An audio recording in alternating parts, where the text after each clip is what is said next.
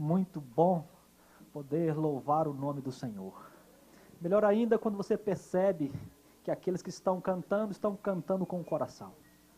Lá de dentro podemos perceber a intensidade do louvor de vocês. Sinal de que Deus está presente conosco. Bom também saber que vocês vieram para poder ouvir a palavra do Senhor, porque é ela que faz toda a diferença na nossa vida. Para que Deus possa nos abençoar neste dia, nas primeiras horas do seu santo sábado, nós queremos agora nos colocarmos de joelhos e rogarmos a Ele as suas bênçãos sobre nós. Nosso querido Deus, queremos agradecer ao Senhor pela oportunidade de vida que nos dás, pela alegria que temos de louvar o Teu santo e poderoso nome, por podermos cantar da nossa maior esperança, a esperança que sabemos que se concretizará em breve, com os céus abrindo, os anjos vindo e o Senhor Jesus Cristo ao centro. Nós almejamos ver esse dia acontecer o mais breve possível, Senhor. E nós pedimos que o Senhor, enquanto não vem, derrame sobre nós uma porção do Teu Espírito, para que o Teu Espírito nos ajude a adorar o Senhor na beleza da Tua santidade. Que o Senhor também nos dê entendimento, esclarecimento dos últimos dias que temos vivido na atualidade, e que a Sua luz brilhe sobre nós. Que o Senhor levante a Tua mão e abençoe a cada um dos Teus adoradores. Que a Tua bênção seja também extensiva aos nossos familiares, extensiva àqueles que por um motivo ou outro não puderam estar presentes conosco nesse templo.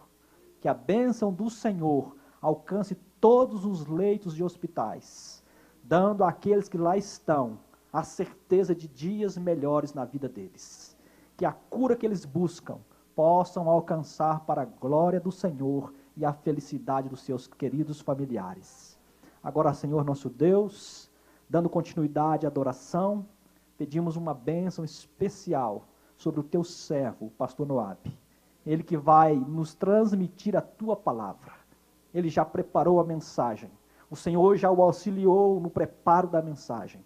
Pedimos agora que o Senhor o tome em Tuas santas mãos e que ele seja um instrumento escondido nas Tuas mãos para trazermos a nós a palavra que produz vida eterna. Portanto, nosso Deus, tome-o mais uma vez, pedimos em Tuas mãos, e que ele fale iluminado pelo Senhor. Nós pedimos e também agradecemos em nome de Jesus. Amém. Alô, alô. Gostaria de saudar mais uma vez a igreja. Pastor, dê uma chegadinha aqui. Nós estamos começando hoje à noite. É possível que vocês tenham acompanhado os cartazes que estão nas redes sociais. Estamos começando hoje à noite, como dizia, uma série especial de mensagens. Pastor Noabe gentilmente aceitou o nosso convite para estar aqui. Chegou essa semana ainda da França, onde ele mora, e logo que chegou aqui já está com essas mensagens sendo preparadas há dias e assim ansioso por iniciar esse momento em que ele vai falar-nos. Diga ao povo que marche, esse é o tema. E ele vai, durante essas 5 oportunidades que terá conosco hoje à noite, e então amanhã pela manhã, a partir de 10h30, e no domingo à noite, a partir de 19h30, e também na segunda e terça. Ele vai então analisar as 5 paradas do povo de Israel, desde que saíram do Egito até a chegada da Nova Canaã. Nós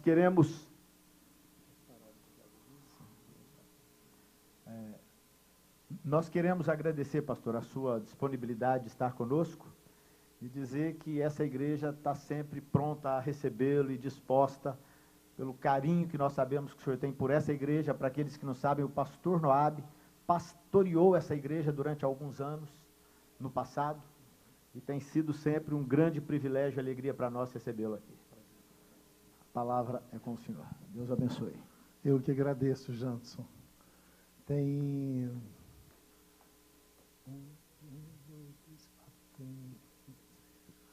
11 anos que eu saí daqui, e todos esses 11 anos eu tenho vindo aqui. Então, eu acho que o ano que vocês não me convidarem para vir, eu vou pensar que é alguma coisa pessoal, vou ficar chateado. Nem que seja para pregar assim uma segunda-feira, 5 da tarde, qualquer coisa assim, mas não se esqueçam de mim. Eu guardo no meu coração um carinho, um amor muito grande por essa igreja. Eu passei 4 longos anos aqui com a minha família e estabelecemos aqui relações que eu acredito que não vão terminar nunca. Vão transcender aí o tempo e vão entrar pela eternidade afora. E eu louvo muito ao Senhor por essas relações duradouras, amorosas, né, que Ele nos permite fazer aqui nesse mundo. Bem, nós estaremos durante esses 5 dias, de hoje até terça-feira à noite, falando um pouco sobre as paradas que o povo de Israel fez desde que saíram do cativeiro no Egito até o momento que eles chegam defronte de Jericó, nos portais da terra de Canaã. Mas, na verdade, foram 42 paradas que eles fizeram. Mas nós escolhemos 5 apenas, a priori. Essas 5 foram escolhidas assim a propósito, para que a gente possa refletir um pouquinho, pensar um pouquinho nisso, e quem sabe extrair algumas lições dessas paradas de Israel para a nossa vida hoje. A proposta desta série de 5 mensagens é que nós também, de certa forma, estamos atravessando em um deserto. Há muitas semelhanças entre nós, na nossa jornada cristã, e o povo de Israel, na sua saída do cativeiro egípcio para a terra da promessa. Nós também estamos indo para a terra da promessa. Nós também temos essa aliança que o Senhor Deus fez conosco, e temos a certeza absoluta que, a despeito das lutas, das paradas, das dificuldades, Ele vai cumprir essa promessa e, por fim, vai nos levar até dentro dessa terra, dessa Canaã celeste. Nós também, à semelhança do povo de Israel, éramos cativos e passamos muitos anos aí nas garras de um poderoso inimigo, muito mais forte que o Egito. E nós também, à semelhança do povo de Israel, um dia fomos libertos dessas garras do mal e fomos colocados assim, em rota de colisão com a graça de Cristo. E nesse caminhar com Cristo, na direção que Cristo aponta, nós nos encontramos muitas vezes em pontos semelhantes a essas paradas que o povo de Israel fez na sua caminhada pelo deserto em direção à terra da promessa. Então, nós gostaríamos de convidar aqueles que trouxeram a Bíblia e que sentirem o desejo de acompanhar o texto que iremos ler, para que possam abrir a palavra do Senhor no capítulo 14 de Êxodo.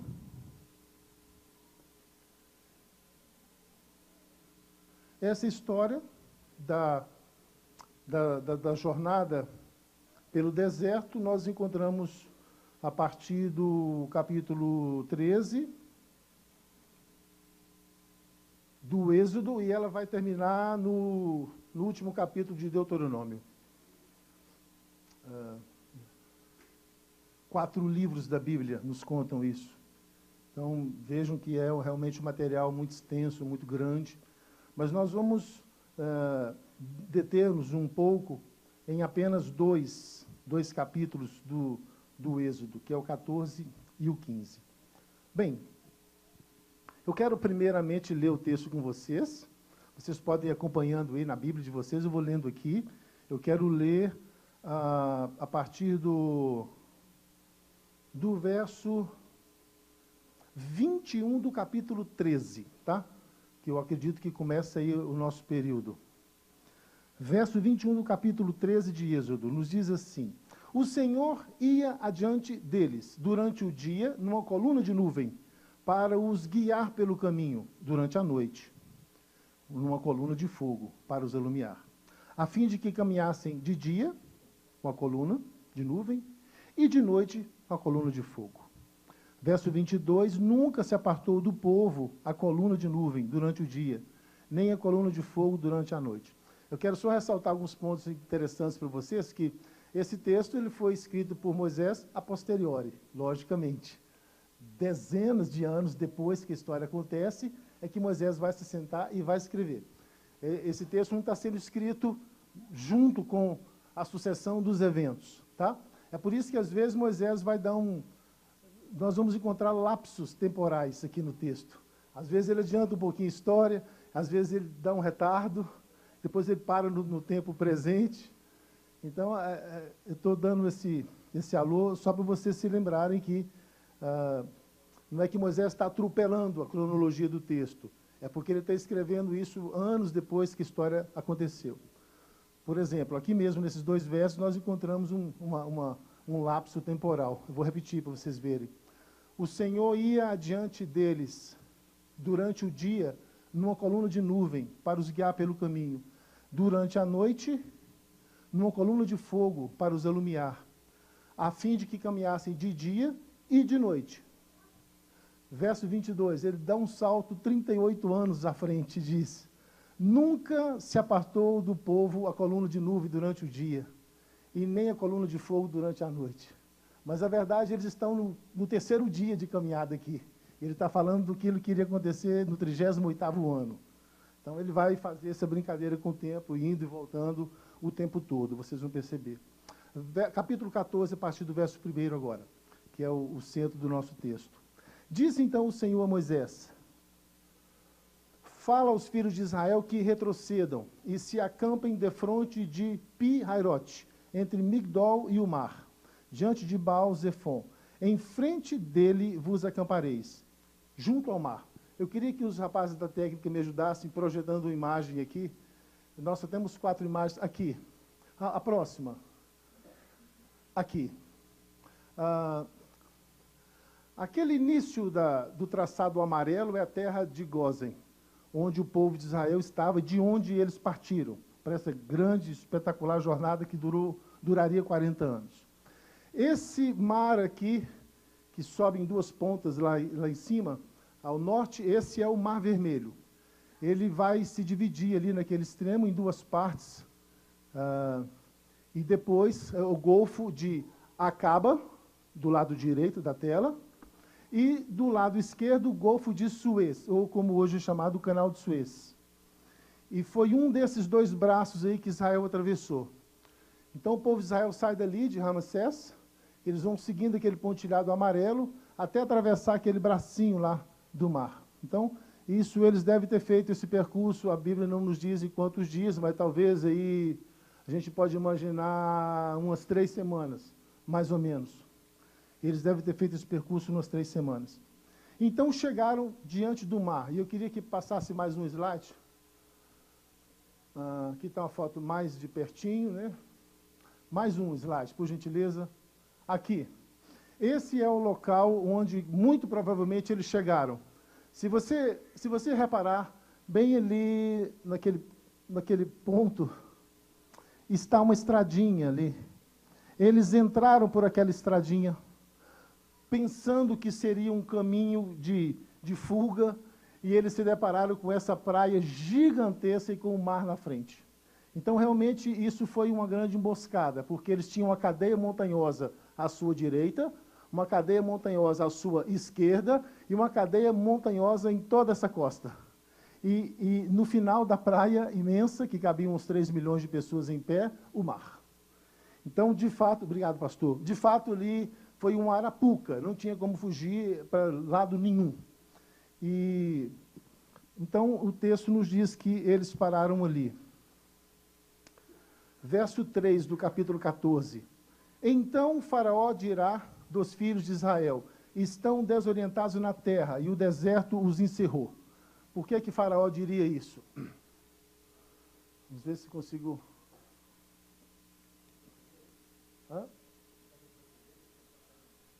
retroceder, por gentileza. Aqui.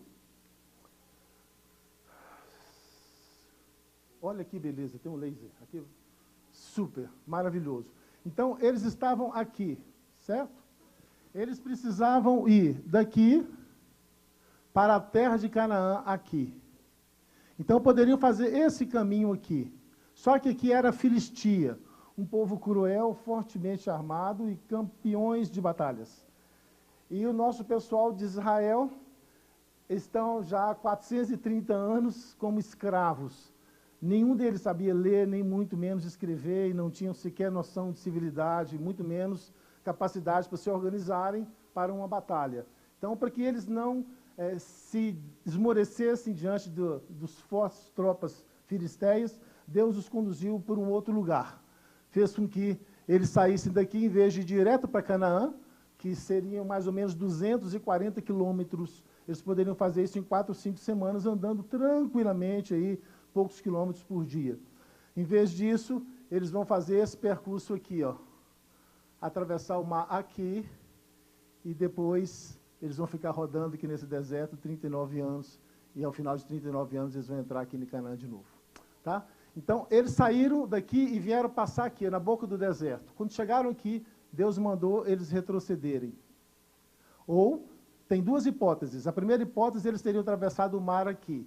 A segunda hipótese, teriam atravessado o mar aqui. Eu acho mais plausível, mais assim, historicamente correto, que eles tenham atravessado o mar aqui.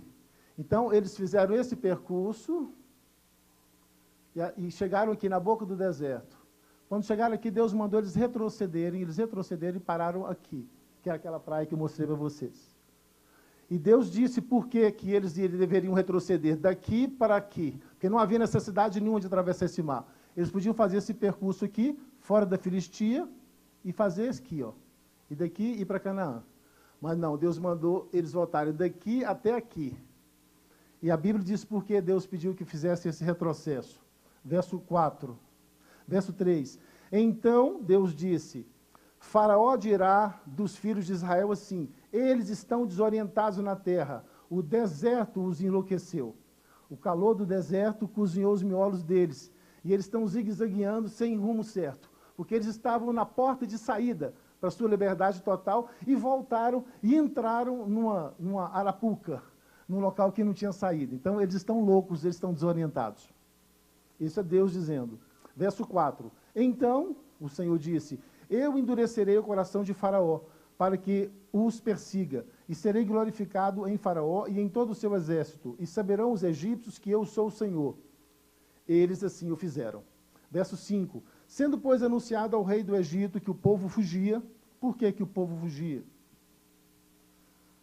Porque Faraó não deixou o povo ir embora. Faraó deixou o povo ir ao deserto, oferecer holocaustos ao seu Deus. Esse foi o pedido de Moisés. Há uma aparente mentirinha por aqui. Moisés em nenhum momento disse: olha, nós queremos a liberdade, queremos ir embora e ter a nossa própria nação. Ele não disse isso em momento nenhum. Ele disse assim para Faraó: nós queremos que você libere o povo, porque nosso Deus pediu que fôssemos até o deserto oferecer holocaustos para ele. E nós queremos ir com o povo, com as crianças, com os velhos, com os rebanhos e com tudo que nos pertence, porque nós não sabemos quais das ovelhas o Senhor Deus vai nos pedir para oferecer holocausto. Então temos que levar todas. Então, na verdade, Moisés saiu com o povo nesses moldes. Vamos oferecer o sacrifício ao nosso Deus, e então voltaremos e continuaremos como escravos de vocês. De repente, chega o anúncio para o rei que o povo estava fugindo, que não iria voltar. Então, verso 5, sendo isso anunciado ao rei do Egito, que o povo fugia, mudou-se então o coração de Faraó e dos seus oficiais contra o povo, e disseram: que é isso que fizemos, permitindo que ele nos deixasse de servir? E aprontou o Faraó o seu carro e tomou consigo o seu povo. E tomou também 600 carros escolhidos, e todos os carros do Egito, com capitães sobre todos eles. Porque o Senhor endureceu o coração de Faraó, rei do Egito, para que perseguisse os filhos de Israel. Porém, os filhos de Israel saíram afoitamente. Perseguiram-nos os egípcios todos os cavalos e carros de Faraó e os seus cavalarianos. É bom a gente notar esse detalhe. É a terceira vez que Moisés fala isso. Os 600 carros da guarda real, mais todos os outros carros de guerra do Egito. Nós estamos falando de quase um milhão de soldados que estavam aí. Flávio Josefo, historiador judeu do século I, nos diz em um dos seus livros, História dos Hebreus, dos judeus, que cada carro desses 600 carregava 200 soldados. Imagine, 600 carros, Cada carro imenso desse com 200 soldados. Mais todos os outros carros de guerra do Egito. Ou seja, Moisés faz questão de falar 3 ou 4 ou 5 vezes que todo o exército da terra do Egito estava lá. Não tinha um só soldado que ficara no Egito. Todos estavam com Faraó naquela perseguição para trazer o povo de volta. Então, verso 8. Porque o Senhor Deus endureceu o coração de Faraó para que ele perseguisse os filhos de Israel. Bem, verso 9. Perseguiram-nos os egípcios, todos os cavalos e carros de Faraó, e os seus cavalarianos, e o seu exército, e os alcançaram acampados junto ao mar, naquela península que eu mostrei para vocês ali, encurralados. Verso 10. E chegando Faraó, os filhos de Israel levantaram os olhos, e eis que os egípcios vinham atrás deles, e eles temeram muito. Então, os filhos de Israel clamaram ao Senhor. Vejam bem qual foi a reclamação que eles fizeram aqui. Disseram então a Moisés, para que Moisés pudesse dizer para o Senhor: será por não haverem sepulcros no Egito que nos tiraste de lá, para que morramos nesse deserto? Por que nos trataste assim, Moisés, fazendo-nos sair do Egito? Não é isso que te dissemos quando ainda estávamos no Egito? Deixe-nos aqui, deixe-nos em paz, para que nós sirvamos os egípcios. Mas você insistiu, quis nos trazer contra a nossa vontade. Pois Moisés, saiba que para nós seria melhor ficar lá e servir aos egípcios do que virmos aqui e morrermos nesse deserto. Moisés, porém, respondeu ao povo: não temais, aquietai-vos e vede o livramento do Senhor, que hoje vos fará, porque os egípcios que hoje vedes, nunca mais os tornareis a ver. O Senhor lutará por vós e calará a vossa boca. Disse o Senhor a Moisés, verso 15: por que clamas a mim, Moisés? Dize ao povo de Israel que marchem. Bem, o Mar Vermelho, é um golfo, na verdade, do Oceano Índico, que faz uma divisa natural entre o continente africano, no oeste, e a Ásia, a Arábia Saudita, a leste, à direita. E, ao norte se encontra a Península do Sinai, o Golfo de Aqaba e o Canal de Suez, que permite uma comunicação bem estreitinha com o Mar Mediterrâneo. Então, na verdade, o continente africano está separado da Ásia por esse finíssimo Canal de Suez. O Mar Vermelho tem um comprimento de aproximadamente 2.000 quilômetros e uma largura, no seu lado mais largo, de cerca de 300 quilômetros. E uma profundidade, uma fossa abissal mais profunda dele tem cerca de 2.500 metros de profundidade. Mas a profundidade média de todo o mar é 500 metros. Mas no local onde eles atravessaram, havia um banco de areia, hoje devidamente mapeado pelos radares, e a gente pode ver isso no Google, um banco de areia que faz um caminho que corta o mar de uma praia até a outra, e que tem mais ou menos uns 30 metros de profundidade. Isso existe até hoje, esse banco de areia lá. A água dele tem um percentual de salinidade em torno de 4%. A configuração do Mar Vermelho é devido à separação das placas tectônicas da África e da Península Arábica, uma falha geológica. Então, esse é o nosso Mar Vermelho.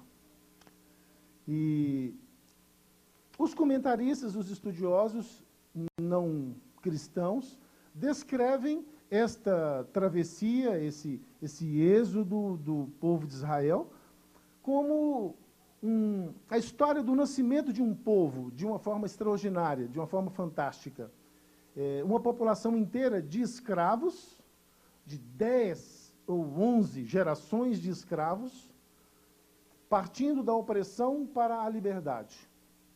E as dificuldades de sua jornada pelo deserto, em direção à esperada terra prometida, em um período de grandes milagres e intervenções divinas.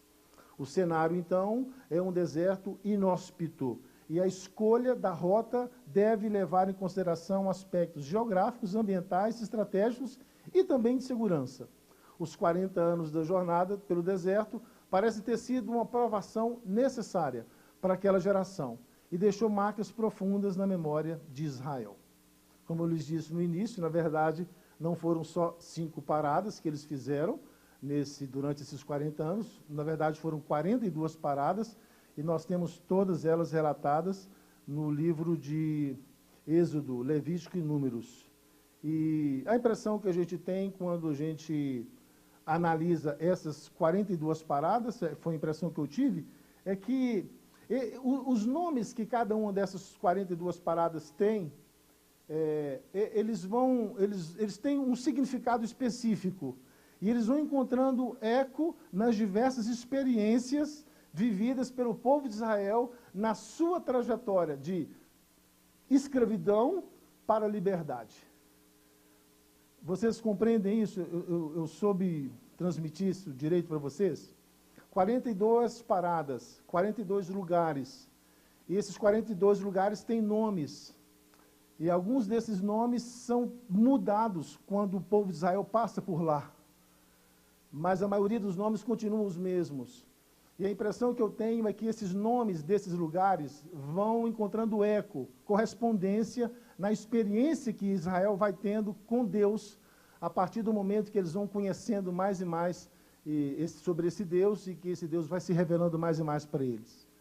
É como se estivéssemos numa estrada daqui para Uberaba e tivessem placas de sinalização ao longo dessa estrada, e de repente você furasse o pneu do seu carro, e exatamente numa placa escrita assim, paciência. Aí você vai ter que tirar os parafusos, a chave de roda sumiu, você tem que procurar, mas a placa está lá, paciência, é preciso ter paciência. Então aquele lugar fica registrado como ponto em que você aprendeu que se não tiver paciência, as coisas podem ser muito mais difíceis para você. Então, aí você arranca o carro e dirige mais alguns quilômetros e para diante de uma outra placa que vai te ensinar uma outra virtude cristã. É mais ou menos assim. Essa é a impressão que a gente tem quando a gente faz um estudo aí mais acurado dessas 42 paradas. Como, por exemplo, as águas de Mara, né? O nome Mara, absinto, quer dizer amargura, decepção. Ali foi o momento que eles colidiram assim, de cara com a questão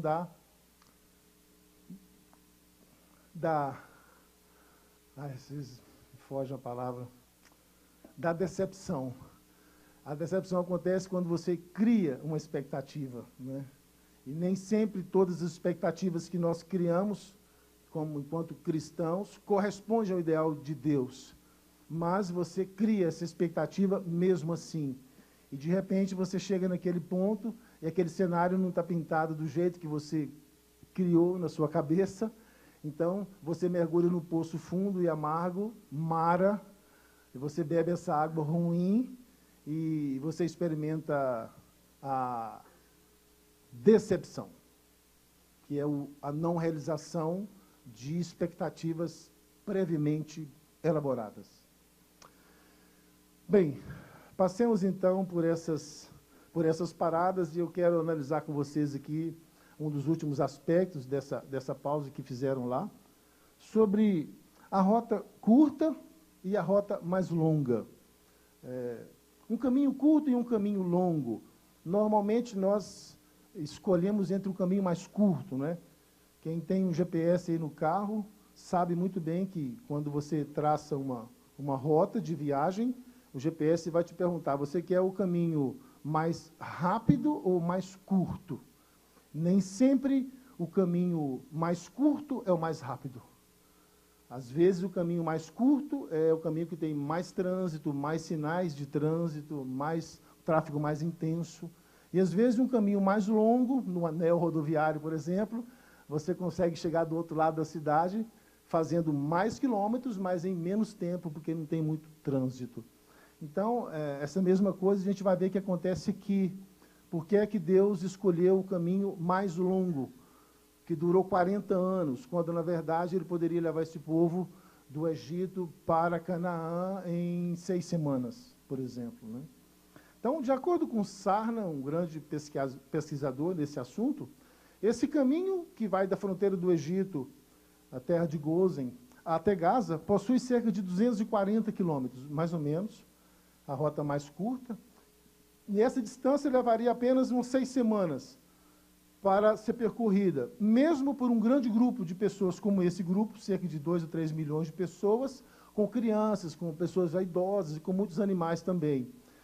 Por exemplo, o exército de Tutmoses III, no século XVI a.C., cobriu essa distância em 10 dias. Tudo bem que eram homens, eram guerreiros, andavam rapidamente, mas eles fizeram essa distância em 10 dias, andando apenas 24 quilômetros por dia, que é uma marcha normal, 8 horas de caminhada. Um texto de Mari sugere que essa caravana poderia percorrer 35 quilômetros por dia em um deserto, resultando, assim, essa viagem em apenas 7 dias, em apenas uma semana, se andassem bem rapidamente. Sendo assim, alguns dias seriam suficientes para eles percorrerem esse trajeto, mas um outro caminho foi escolhido por Deus, e esse caminho demorou 40 anos para ser percorrido. E a questão é, por quê? Por quê? Definitivamente, por quê? Bem, nós chegamos a uma conclusão que aparentemente não havia nenhuma razão para que Deus conduzisse o povo por esse caminho tão longo e tão distante. E nós analisando melhor esse texto e considerando alguns salmos que vão fazer menção do evento da travessia, alguns textos de Oséias e de Isaías também, que vão falar sobre esse evento anos depois, nós podemos concluir que algumas coisas assim, muito incomuns vão acontecer nessa noite. A travessia do Mar Vermelho aconteceu numa noite. E se nós analisarmos bem as circunstâncias dessa travessia, é muito fácil chegarmos à conclusão que o povo de Israel não se deu conta do que estava acontecendo. Eles entraram no caminho aberto no meio do mar à noite. Eles não visualizaram bem o caminho, a rota. Era um local que eles não conheciam, estavam ali pela primeira vez. Eles vão marchar por aquele caminho miraculosamente aberto no meio do mar por toda a noite. E ao raiar do dia, antes que a luz do sol nascesse, eles vão alcançar o outro lado. Eu procurei saber de alguns historiadores, mais ou menos, quantos quilômetros teria nesse local onde eles seriam atravessados, e encontrei mais ou menos cerca de 8 a 10 quilômetros. Foi a extensão que eles atravessaram. Eles poderiam fazer isso em 2 ou 3 horas, tranquilamente. Mesmo com animais, com criancinhas pequenas e tudo mais, vamos imaginar que eles gastassem 5 horas para fazer esse percurso. 1,5 km por hora, né? Só se você andar de 4 para você fazer 1,5 km por hora. Mas vamos colocar que eles tenham ido numa marcha de 1,5 km por hora, eles teriam feito assim, esse percurso antes que o dia amanhecesse. E foi de fato o que aconteceu. E antes mesmo que o dia amanhecesse, eles terminaram a travessia e Deus deu ordem para que Moisés tocasse de novo com o bordão nas águas, e as águas sepultaram todo o exército egípcio que havia entrado atrás de Israel dentro do mar. Então, na verdade, o povo de Israel não viu nada do que aconteceu. Nem viram o mar se abrindo, nem viram a passagem miraculosa corretamente, e também nem viram a morte dos egípcios. Tudo que o texto e que Ellen White nos diz que eles viram foi no dia seguinte, depois que as águas cobriram o exército dos egípcios, as ondas trouxeram os corpos dos egípcios para a praia. E então eles viram ali todos os cavalheiros, as carruagens, os cavalos, todos mortos ali, sendo levados pelas ondas para a praia.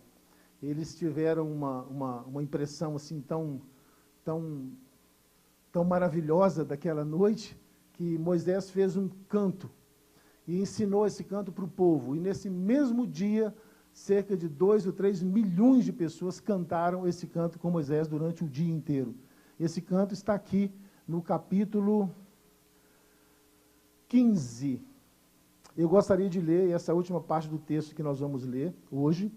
No capítulo 15, nós encontramos o Cântico de Moisés. E eu gostaria que você colocasse assim, bastante atenção na letra desse cântico, porque aqui, nesse cântico, nós encontramos realmente as impressões que Moisés teve daquele evento. Por que eu falo isso para vocês? Porque nossas impressões podem não ser tão autênticas quanto nós imaginamos. Essa que é a verdade. Eu não sei por que, quando éramos pequenos, nossos pais nos contavam histórias da Bíblia e procuravam colocar uma certa ênfase nelas. Eu não sei por quê, se são os pregadores que falavam isso conosco, mas o que eu sei é que nós temos alguns preconceitos na nossa cabeça, mas são preconceitos que não encontram um suporte bíblico, não encontram uma fundamentação bíblica. E eu me pergunto às vezes, por que é que nos ensinaram essas coisas, se elas de fato não são assim, compreende? Por exemplo, quando eu era pequeno e ouvia a história do Mar Vermelho, tudo que chegava à minha cabeça é que o povo estava encurralado, não tinha saída para nenhum lado, e Deus, miraculosamente, abre o mar, faz um caminho pelo meio do mar e dá salvação para o povo. É isso que eu aprendi. E todo filme que eu vi em slides, em vídeo do Mar Vermelho, a grande figura de Moisés encostando o bordão, uma banda d'água para lá, outra banda d'água para cá, e o povo passando ali no meio. E eu já vi muitos cânticos evangélicos sobre a abertura do Mar Vermelho, né? E são cânticos assim que exaltam a Deus e etc., mas o foco de todos eles está na passagem do povo de Israel pelo meio do mar. E a impressão que a gente tem quando lê isso, quando vê esses vídeos, esses filmes, é que o grande milagre de Deus em abrir o mar foi para o povo de Israel passar. É assim que você pensa? Deixa eu ver, quantos pensam assim como eu? Deus abriu o Mar Vermelho para o povo de Israel passar, certo ou errado? Pois é, isso é que todos nós aprendemos, e isso não é certo. O Mar Vermelho ele não foi aberto para o povo de Israel passar. Até porque o povo de Israel não tinha nenhuma necessidade de passar pelo Mar Vermelho. Como eu mostrei para vocês, eles podiam passar por cima, ao norte, e caminhar na direção da terra da promessa, sem ter que atravessar o mar. O mar não era uma condição sine qua non para que o povo alcançasse a terra da promessa, muito pelo contrário. O povo já estava lá na boca do deserto, e Deus mandou eles voltarem algumas dezenas de quilômetros até aquela praia do canal. Eles já iriam passar do outro lado do mar, porque o mar terminava aqui, eles iam passar aqui. Mas Deus mandou eles voltarem e cortar o mar.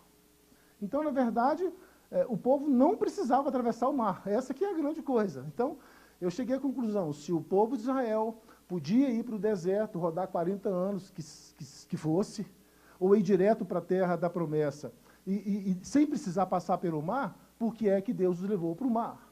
Essa é a grande questão. Para criar uma crise e então abrir o mar e mostrar que ele é poderoso? Acho que não, porque Deus não vai fazer isso em nenhum outro momento da Bíblia. Muito pelo contrário, quando Satanás, 1000 e tantos anos depois desse episódio, diz a Cristo assim, se você é mesmo filho de Deus, lança-te daqui de cima lá embaixo. Porque na Bíblia está dizendo que aos seus anjos Deus dará ordem para que te guarde. Então, se Deus disse que os anjos vão te guardar de todo perigo, então prove para mim que você é filho de Deus e se lance daqui lá embaixo. Que aí você vai provocar uma situação de crise e vai colocar um anjo para trabalhar, e o anjo vai te pegar. E Cristo condenou isso e disse, está escrito também, não tentarás o Senhor teu Deus. Se isso é uma lei e é correto, e o ser humano não pode tentar Deus, é correto também o inverso disso, Deus não pode tentar o ser humano. A Bíblia nos diz, Deus a ninguém tenta. E se eu entender que Deus tirou o povo da boca do deserto e fez voltar para atravessar aquele mar, Deus colocou o povo em situação de tentação, de crise. Isso é incoerência bíblica. Isso é ferir os princípios da analogia da fé. Porque em nenhum outro momento da Bíblia você vai ver Deus agindo assim. Então, eu me senti assim, obrigado a buscar uma razão, uma explicação. E eu comecei a encontrar essa razão, essa explicação, quando eu li aqui no capítulo 14, no verso 10 e 11 e 12, quando o povo chega na praia, naquele gargalo, naquela boca de funil, e olha para trás e vê os exércitos dos egípcios se aproximando, para matá-los, para feri-los. E eles então, verso 10 do capítulo 14, e chegando o faraó, os filhos de Israel levantaram os olhos, e eis que os egípcios vinham atrás deles, e eles temeram, e temeram muito.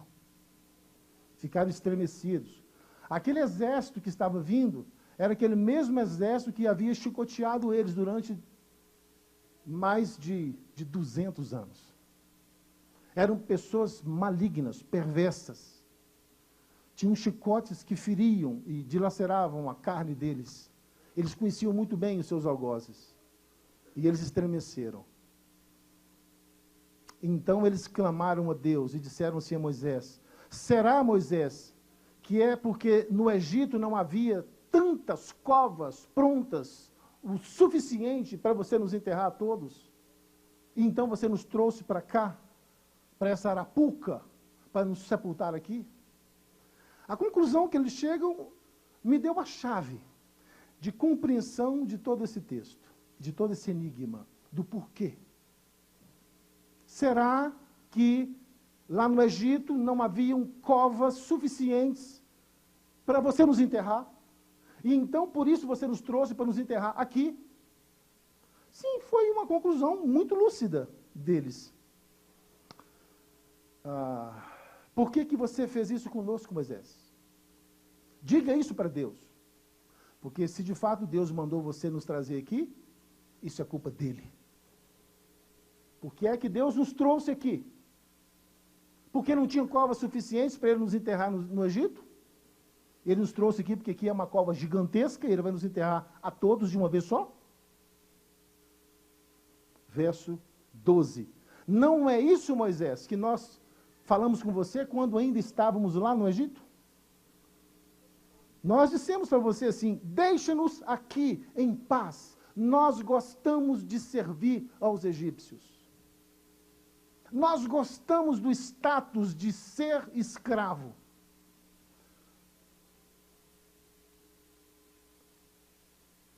Segunda parte do verso 12. Pois para nós, melhor seria servir aos egípcios do que ser sepultados aqui, nesse lugar. E Moisés, então, o varão mais manso e mais humilde do mundo, disse para eles assim: não temais, aquietai-vos e vede o livramento do Senhor, que hoje vos fará, porque os egípcios que hoje vedes, nunca mais os tornareis a ver. O Senhor lutará por vós e fechará a vossa boca. Respondeu brandamente, humildemente, mas com muita firmeza, né? Eu acho que deve ser o papel do crente isso. Falar brandamente, gentilmente, mas com firmeza. Sem duvidar de nada. Então eu penso aqui que o povo estava certo e Moisés também estava certo. Aquele lugar era um grande sepulcro, que poderia muito bem caber 1 milhão, 2 milhões ou 3 milhões de pessoas. Agora precisava acontecer uma coisa só. Alguém precisava abrir a cova. Né? E de fato o milagre acontece. No início da noite, o povo não tinha a menor noção do que acontecia. Tudo que eles sabiam que o Egito estava chegando, não tinham noção de quantos cavaleiros, de quantos soldados, nem se o Egito vinha com um acordo de paz, não sabiam de nada. Só sabiam, sim, o exército egípcio veio nos buscar. A noite cai. Deus manda Moisés tocar nas águas. As águas, um vento forte soprou durante toda a noite. O mar não se abriu como a gente vê nos filminhos. No filminho, assim, Moisés encosta a vara e o mar... Né? Sim, é um filminho, né? Isso é para criança, não é para mim e para você. Mas a Bíblia nos diz que Deus fez soprar um forte vento oriental durante toda aquela noite.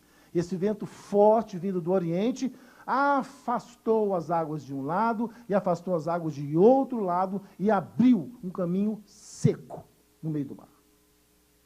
É mais ou menos como aquele secador de cabelo. Você está com o cabelo todo molhado e você liga aquele troço e aquela forte rajada de vento aquecido não só abre caminhos no seu couro cabeludo, diversos, como seca o seu cabelo. Esse foi o papel do vento. Então, aquele vento soprou por 8 horas. E durante 8 horas as águas foram se abrindo, de um lado e do outro lado, formando 2 paredes gigantescas. Notem, tinha cerca de 30, 40 metros de profundidade naquele local. Então, imagine a cena, 8 horas da noite, como agora, tudo escuro. Um vento muito forte começa a soprar. O povo grita. Os uivos do vento que abrem e afastam as ondas do mar se misturam com os gritos de horror e temor de 3 milhões de israelitas. E, ao mesmo tempo, esses 2 barulhos grandiosos, porque 2 milhões de pessoas gritando, é barulho para você ouvir lá em Araguari, sem exagero da minha parte. Agora, esses barulhos vão se ajuntar com o barulho de cerca de 1,5 milhão de soldados que vêm do outro lado do Egito, gritando com fúria, com espada nas mãos, querendo pegar os escravos fugitivos. E no meio desse barulho todo, provavelmente muita confusão houve ali naquele local. E Moisés então recebeu a orientação de Deus: diga ao povo que marche. E o povo seguiu a Moisés cegamente, sem ter a menor noção para onde eles estavam indo, no meio da noite, da escuridão. E olha o que acontece. Eu tenho aqui um texto que nos diz que o anjo do Senhor, que estava na frente do povo, passa para a parte de trás do povo. E a coluna de nuvem que estava iluminando lá na frente passa para trás do povo. E o povo entra no mar com Moisés. E a coluna vai para trás, para causar problemas no arraial dos egípcios, porque enquanto o povo de Israel iria atravessar aquele mar durante toda a noite para romper 10, 12 quilômetros, os egípcios vinham em carros puxados por cavalos. Então eles iam pegar o povo muito rapidamente. Provavelmente eles iriam pegar o povo antes de chegarem no meio da travessia. Então Deus pega aquela coluna de fogo que guiava o povo e leva essa coluna de fogo para trás. E Ellen White diz no Patriarcas e Profetas, se não me engano, no capítulo 16, eu posso depois confirmar esses dados para vocês, mas se olhar o Patriarcas e Profetas, assim, a passagem do Mar Vermelho, se não me engano, no capítulo 15 ou 16, ela nos diz que aquela noite, a coluna de fogo que deveria brilhar estava brilhando junto com a coluna de nuvem. A função da coluna de nuvem era, durante o dia no deserto, as temperaturas chegavam a 50, 54 graus. Então, desidratava o povo, a umidade relativa do ar era próximo de 3 ou 4%. As pessoas provavelmente teriam problemas com asma, com bronquite, com infecções pulmonares. Então, Deus colocou uma nuvem gigantesca por cima de 3 milhões de israelitas, com propriedades de filtrar os raios solares. Na verdade, eles tendiam um grande filtro solar ali. E aquelas nuvens soltavam microgotas de água. Como a gente encontra em shopping centers de cidades muito secas, como Brasília, né? Eles umidificam o ar. Era o papel daquela nuvem. Filtrava os raios solares, para não deixar chegar aos 50 graus em cima do povo, e umidificavam a umidade do ar, aumentavam a umidade relativa do ar. Então, eles estavam como que num ar-condicionado, num local fechado com ar-condicionado. E à noite, aquela coluna se transformava numa coluna de fogo e iluminava o caminho, mas, ao mesmo tempo, afastava os escorpiões, as cobras venenosas, que animais normais da fauna de um deserto. Então, aquela coluna de nuvem se tornava uma coluna de fogo à noite, e a nuvem de dia e fogo à noite. Mas, nesta noite aqui, as 2 colunas estavam coexistindo. Entre o final das fileiras de Israel, que estava entrando para atravessar o mar, e o início das fileiras dos egípcios, que vinham para uma emboscada. E essas 2 colunas causavam confusões entre o povo, para que eles não pudessem avançar. E Ellen White nos diz que houve um grande alvoroço no final da madrugada. E o anjo do Senhor veio e quebrou as rodas daquelas carroças. E houve uma tempestade gigantesca. E isso está aqui na Bíblia, sobre essa tempestade. É a pena que eu não marquei isso aqui direito. Amanhã eu vou trazer esses 2 textos para vocês. São textos de Salmos, em que o salmista faz menção desse episódio, e ele diz que houve um grande grito naquela madrugada, E o anjo do Senhor desceu, quebrou a roda das carroças dos egípcios, e houve uma grande tempestade, vento e chuva, no início da travessia, onde os egípcios estavam. E aquilo fez uma confusão muito grande, porque a chuva e o vento umedeceu o caminho que havia sido secado por aquele vento forte, e ficou lamacento o fundo do mar. E as rodas das carroças dos egípcios atolaram e quebraram. E isso fez com que travasse o caminho, de forma que os outros cavalos que vinham atrás não podiam passar, bloqueou o caminho. E isso Deus fez para que o povo de Israel pudesse ter tempo de chegar do outro lado. Isso tudo à noite, e o povo de Israel não ficou sabendo de absolutamente nada, porque eles estavam do meio para frente do mar, e os egípcios estavam no início da travessia. E aquela tempestade choveu muito forte, muitos trovões e muitos relâmpagos. Em determinado momento, flechas de Deus começaram a ser disparadas na direção dos egípcios, e milhares de soldados egípcios foram mortos por aquelas setas. Misteriosas setas, a Bíblia nos diz. E então, nisso, chega-se 4 horas da manhã, mais ou menos, o povo de Israel alcança o outro lado. Quando eles todos conseguem sair daquela cova do mar, o cenário estava montado. Um grande mar aberto pelo meio, configurando uma grande sepultura. Todo o exército dos egípcios estava no meio do mar. Tentaram voltar, alguns deles, mas não conseguiram. E ali no meio do mar, Deus fecha a cova e os sepulta todos, cerca de 1 milhão ou mais de soldados. Todos os carros de guerra do Egito, todos os cavalos, todos os cavaleiros, todos os cavalarianos, todos os generais, todos os sargentos, os tenentes das batalhas, todos eles morreram ali. Na verdade, o povo de Israel estava certo. Aquele local era um grande cemitério, uma grande cova. E Deus os trouxe até lá, porque não havia covas suficientes no Egito para que Deus pudesse sepultar, não os israelitas, mas os egípcios. É por isso que Moisés nos disse no verso 13 do capítulo 14, respondeu Moisés ao povo, não temais, aquietai-vos e vede o livramento do Senhor, que hoje vos fará, porque os egípcios que hoje vedes, nunca mais os tornareis a ver. Só Moisés sabia do plano de Deus, ninguém mais. Então, meus queridos, o mar vermelho não foi aberto miraculosamente para o povo de Israel passar. O povo passou como isca para chamar, para atrair os verdadeiros objetos do milagre de Deus, o exército egípcio. E quando eles estavam no meio da travessia, a cova fechou-se. E ali o Egito deixou de existir para sempre como uma ameaça viva contra a liberdade do povo de Deus. Aí você deve estar dizendo, bem, pastor, o senhor pegou uma ponta de verdade, fez uma viagem de 15 quilômetros na sua cabeça e vai concluir assim. Não, não foi nada disso que eu fiz. Eu vou ler aqui para vocês o Cântico de Moisés. A Bíblia nos diz que esse cântico Moisés escreveu no dia que amanheceu, em que os egípcios foram mortos e que o povo de Israel passou pelo mar. Foi no mesmo dia. E nesse canto ele expressa a impressão que ele, como homem de Deus e como líder de Israel, teve daquele episódio. Eu quero que vocês analisem comigo e no final quero perguntar qual é a sua conclusão. Do porquê o mar vermelho se abriu. Capítulo 15 de Gênesis, eu leio a partir do verso 1. Então entoou Moisés e os filhos de Israel esse cântico ao Senhor e disseram, cantarei ao Senhor, porque ele triunfou gloriosamente. E ele fez o quê? Abriu o mar vermelho para nós passarmos. Foi isso? Ah, não foi?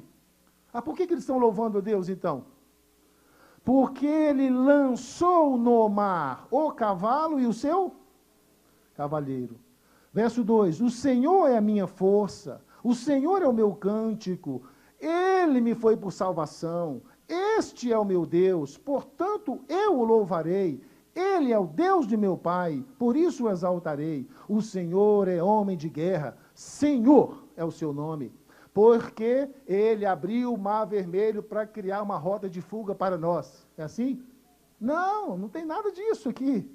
O verso 4 diz, porque ele lançou no mar os carros de Faraó e o seu exército. Os seus capitães afogaram-se no mar vermelho, os vagalhões os cobriram, desceram as profundezas como pedra. A tua destra, ó Senhor, é gloriosa em poder. A tua destra, ó Senhor, despedaça o inimigo. Na grandeza da tua excelência, derribas os que se levantam contra ti. Envias o teu furor que os consome, como restolho, como resfolgar das tuas narinas, amontoaram-se as águas. Notem, o vento soprou durante toda a noite para abrir o caminho no meio do mar. E olha o que Moisés disse aconteceu. Foi o respirar das tuas narinas, Deus, que fez as águas se abrirem. Uau! Que coisa grandiosa! Deus, tu respiras e o mar se abre. Grande é o Senhor. Glória a Deus! Aqui cabe um glória desses evangélicos bem possante, né? Não foi um grande vento que soprou durante a noite inteira para abrir o mar, disse Moisés. Foi o resfolgar das tuas narinas. É uma antropomorfia, né? Ele dá um formato humano a um gesto miraculoso de Deus. Porque Deus, na verdade, não tem narinas, né? Verso 9. O inimigo, Deus, que acabaste de sepultar, antes de morrer, dizia assim, ó. Veja o que o inimigo dizia. Perseguirei. Alcançarei. Repartirei os despojos deles. A minha alma se fartará deles. Arrancarei a minha espada. E a minha mão os destruirá. Mas tu, ó Deus, verso 10, sopraste com o teu vento. E o mar o sepultou. Afundaram-se como chumbo em águas impetuosas. Ó Senhor, quem é como tu entre os deuses? Quem é como tu? Glorificado em santidade, terrível em feitos gloriosos, que opera as maravilhas. Estendeste a tua mão e a terra o sepultou. Notem, o léxico aqui é de cemitério, é de sepultamento, é de velório, é de morte. Não é de livramento do povo, abrir o mar porque o povo não tinha o que fazer, não tinha ponte, não tinha navio nem submarino. Ele abriu o mar para sepultar os inimigos do povo de Deus. Verso 10. Ó Senhor, quem é como tu entre os deuses? Quem é como tu, glorificado em santidade, terrível em feitos gloriosos, que opera as maravilhas, estendeste a tua mão e a terra o sepultou? Verso 13, com a tua beneficência, guiaste o povo que salvaste, com a tua força o levaste até a habitação da sua santidade. Os povos o ouviram. Agora Moisés dá um lapso temporal, ele vai assim 200 anos à frente do seu tempo. Olha o que ele nos diz. Os povos ouviram falar disso que o Senhor fez essa noite. Na verdade, ele usa o tempo presente, mas ele está se referindo a um futuro bem distante. Os povos aqui em volta, que habitam a terra de Canaã, vão ouvir falar disso. Olha a impressão que eles vão ter. Os povos ouviram e estremeceram. Agonias apoderaram-se dos habitantes da Filistia, os poderosíssimos filisteus, campeões de guerra. Ora, verso 15, os príncipes de Edom se perturbam, dos poderosos de Moabe se apodera temor, esmurecem todos os habitantes de Canaã, sobre eles cai espanto e pavor. Pavor de quê? Espanto de quê? Do poder das narinas de Deus. Do poder do sepultamento em massa de Deus. Verso 16, sobre eles cai espanto e pavor pela grandeza do teu braço. Eles ficam mudos como pedra. Até que passe o teu povo, Senhor, até que passe o seu povo que adquiriste. Tu o introduzirás e o plantarás no monte da tua herança. Agora já está dizendo, opa, lá na frente, né? No lugar que aparelhaste, ó Senhor, para a tua habitação, no santuário, Senhor, que as tuas mãos estabeleceram. O Senhor reinará para todo sempre. Verso 19, porque os cavalos de Faraó, com seus carros e com seus cavalarianos, entraram no mar, e o Senhor o sepultou embaixo das águas. Mas os filhos de Israel passaram a pé enxuto pelo meio do mar. Aí entra Miriam, vai cantar uma pequena parte, vai tocar os tamborins, e vai dizer assim no verso 21, e Miriam então respondia do outro lado, cantai ao Senhor, porque gloriosamente triunfou, e precipitou no mar o cavalo e o seu. Aí eu vos pergunto agora, novamente encerro, por que é que Deus abriu o mar vermelho? Esqueçam de tudo que eu falei, fiquem só com o texto que eu li. Qual foi o principal motivo pelo qual Deus trouxe o povo lá da entrada do deserto, mandou voltar dezenas de quilômetros e ficarem naquela emboscada, como uma iscazinha assim, para o Egito? Para sepultar os inimigos de Deus. Aí eu chego a uma conclusão. A conclusão que eu chego é o seguinte: é preciso entender essas coisas. Se isso de fato tem a ver com o nosso caminhar nesse deserto da vida, saindo do cativeiro do pecado e entrando na liberdade de Cristo, na vida pela graça, é preciso entender o porquê.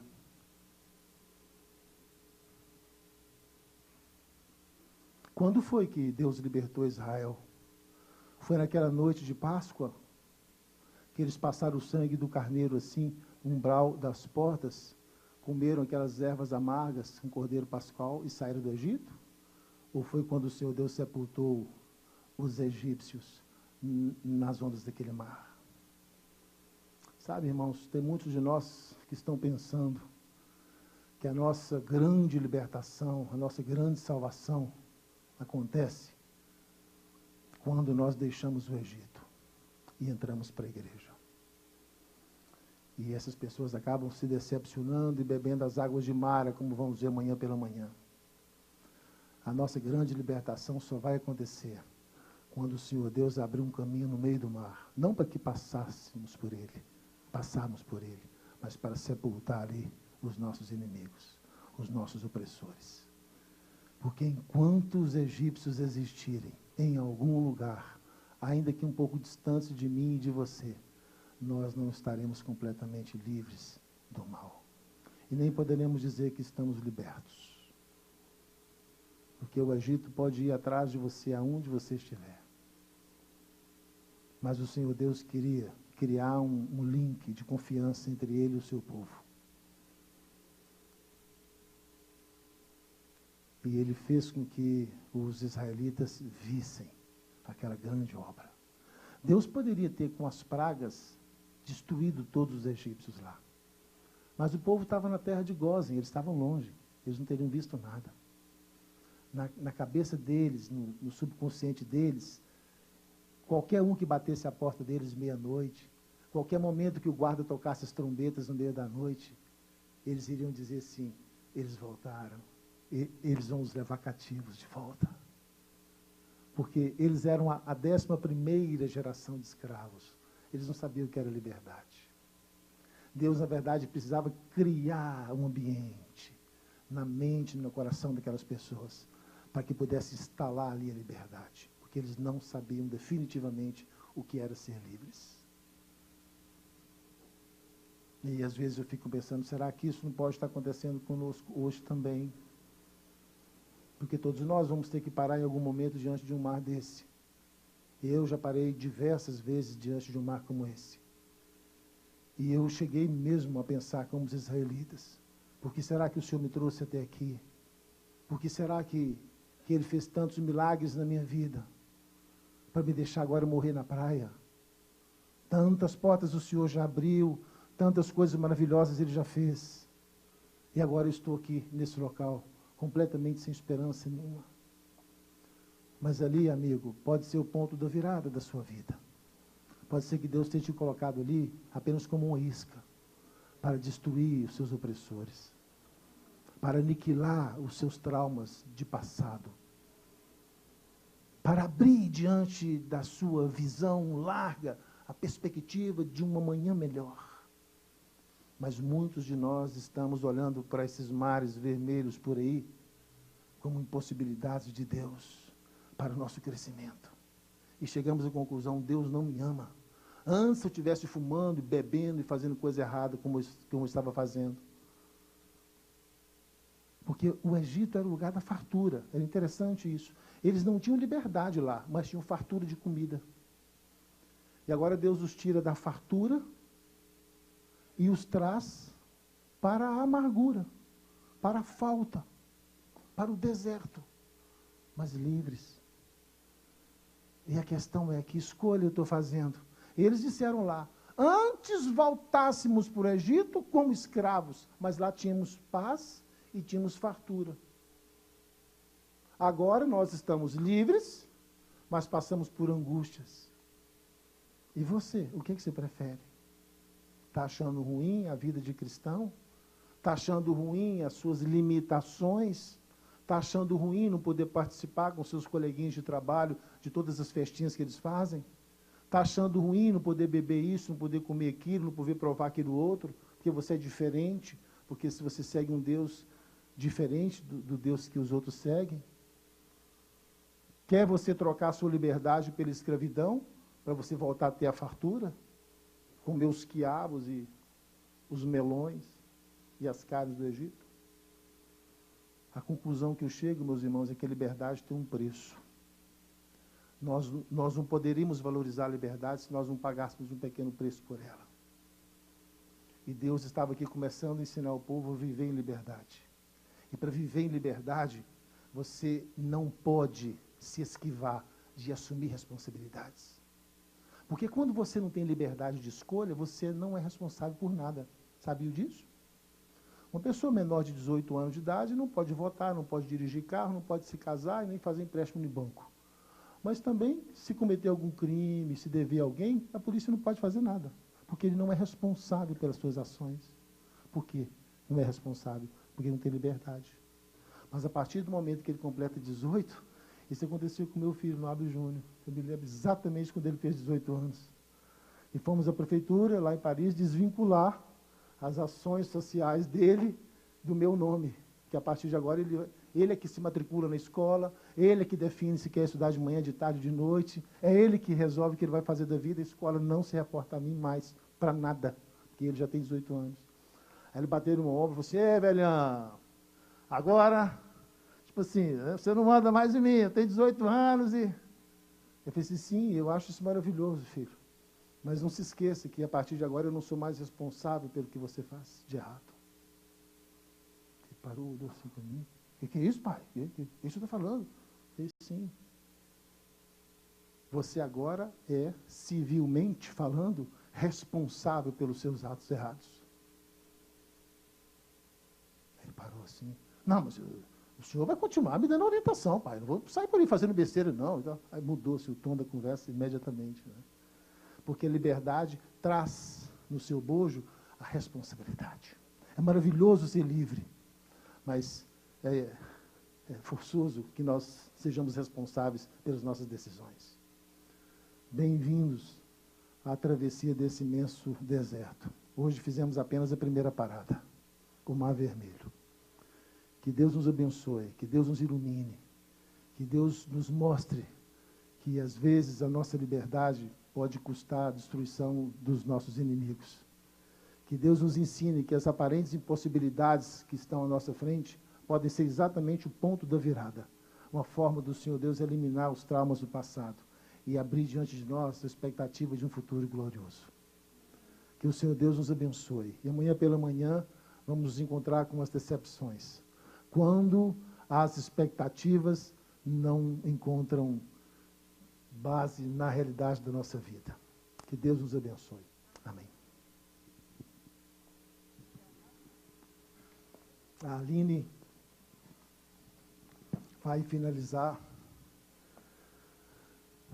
essa nossa mensagem hoje cantando um hino espetacular que fala sobre essa experiência que acabamos de pregar. Eu gostaria de de fazer uma oração no final dessa música. E se você gostaria de se beneficiar dessa prece, se você desejar fazer hoje uma entrega ao Senhor, você poderá fazê-lo se colocando em pé aí onde você está, que ao final dessa música eu quero fazer uma oração e pedir ao Senhor Deus que aplique em nós os méritos maravilhosos da verdadeira liberdade que Cristo nos oferece.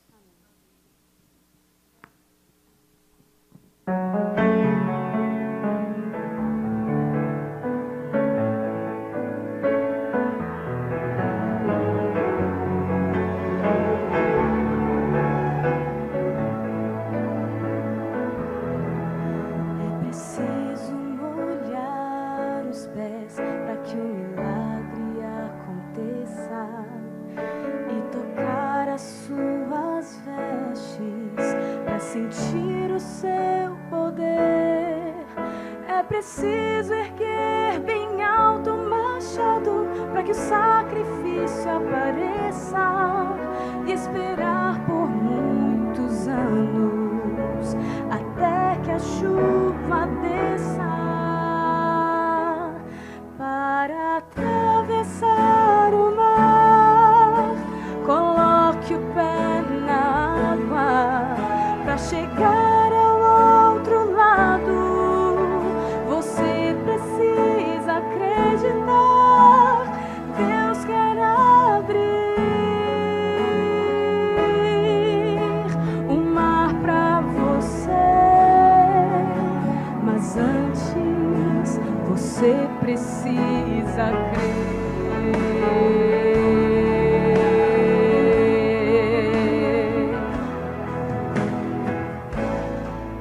Preciso mergulhar a 7ª vez e clamar mais alto que o mundo, para então voltar a ver.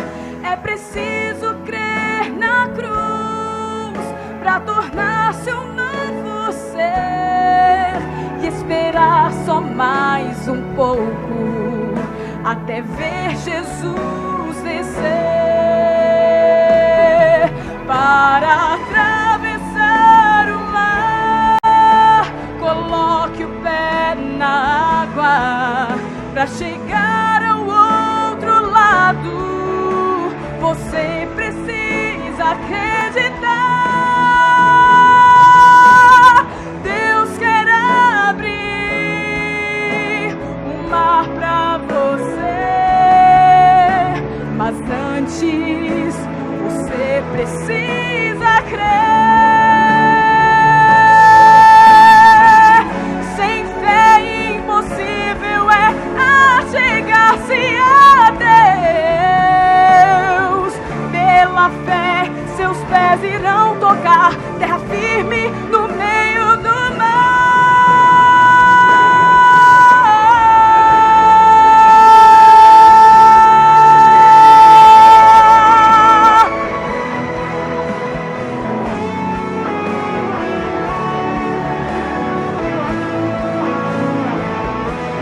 Para atravessar o mar, coloque o pé na água para chegar do outro lado. Você precisa acreditar. Deus quer abrir um mar para você, mas antes você precisa crer.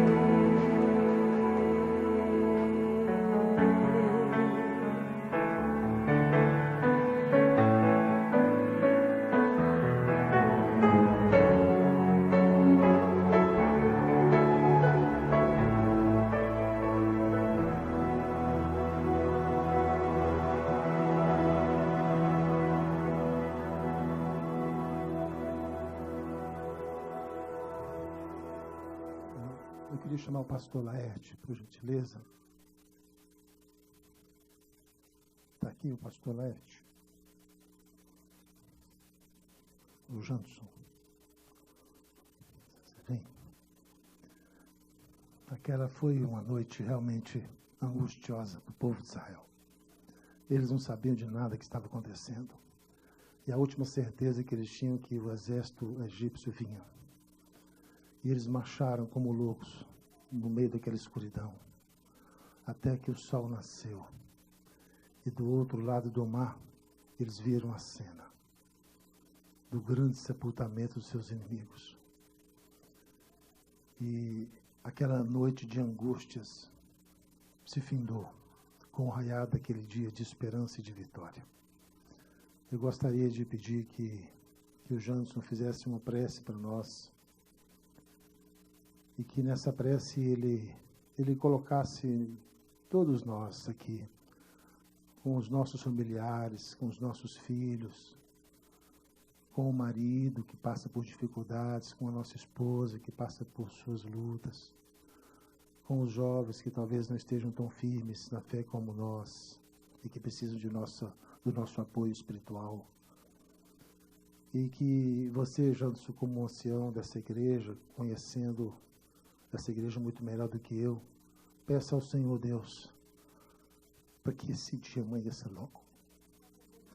Eu quero muito que esse dia amanheça logo, sabe, para que eu possa olhar para esse mar do outro lado e ver as peças se encaixando perfeitamente. Oremos. Senhor Deus, nosso grande Pai, nós sabemos que os nossos olhos não podem ver, nós não conseguimos compreender completamente esse grande drama que nós vivemos desde que o pecado se instalou aqui. De alguma forma nós estamos cegos. Quando a sua luz brilha, parece que ela é menos importante do que as luzes desse mundo, porque tantas vezes as ofertas do mal nos atraem mais do que as dádivas que vêm das suas mãos. Mas nessa noite, Senhor, nós queremos aqui nos entregar. Queremos pedir que o Seu Espírito abra o nosso entendimento. Que o Senhor visite poderosamente cada família dessa igreja. A família de cada amigo que nos visita. Nós temos estudado a sua palavra, cada um de nós, com tantos outros que estão ansiosos também para observarmos que o livramento só surge de fato quando os nossos inimigos, especialmente os demônios que caíram, forem finalmente exterminados.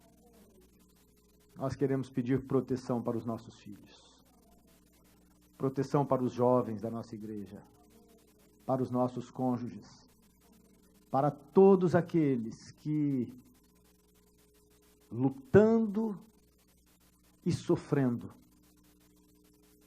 ao longo da caminhada, com a dureza do mal que nos envolve a todos, que nós possamos com esperança termos cabeças erguidas, porque a sua promessa absolutamente clara nos indica que a luz brilhará. O sol da justiça há de raiar de forma permanente, perene, e a nova terra que o Senhor nos prepara não será um lugar de trevas, mas a sua luz brilhará continuamente. Leva-nos depressa ao final dessa travessia, porque nós suplicamos essas bênçãos, no nome santo e pela vitória eterna do Senhor Jesus Cristo. Amém.